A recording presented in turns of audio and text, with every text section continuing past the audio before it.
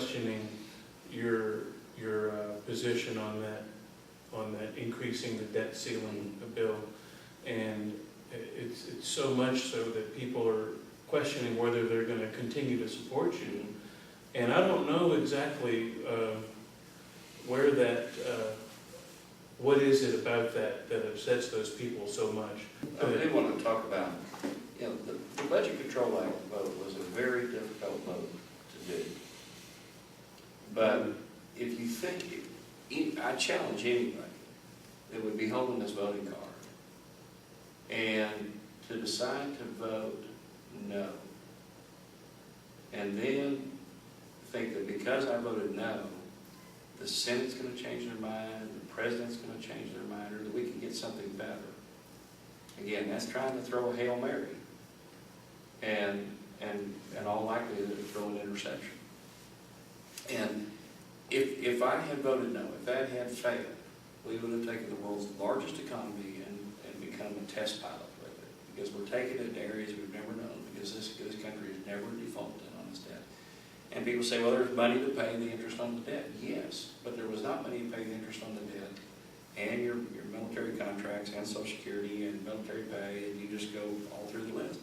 And anytime you don't pay one person, that's a default to that person, and that really means if you're in default with one person, you're in default with everything, with your whole payment structure.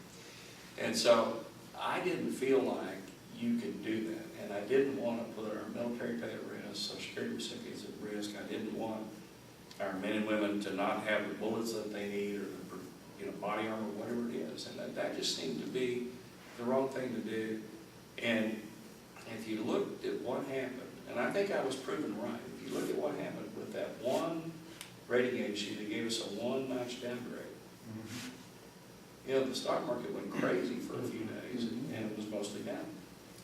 If we had defaulted, all three credit agencies had already said they'd give us a multi-notch downgrade. And so what we saw happen on Wall Street following that one little downgrade would have been many times worse. And that's the reason I didn't want to play test pilot with this economy.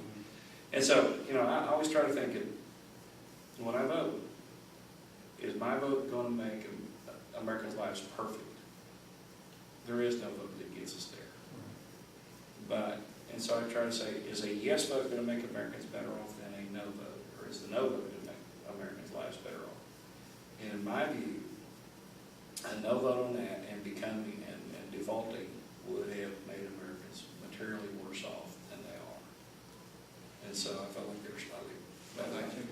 Well, I mean, some of you've heard this, but my granddaughter's picture, she's turned 6 months old a couple of days ago, was on the back of that card. And so when I drop this card in the slot, that picture is the last thing I see when it goes in there, and try to think, how's this vote affect that girl's future?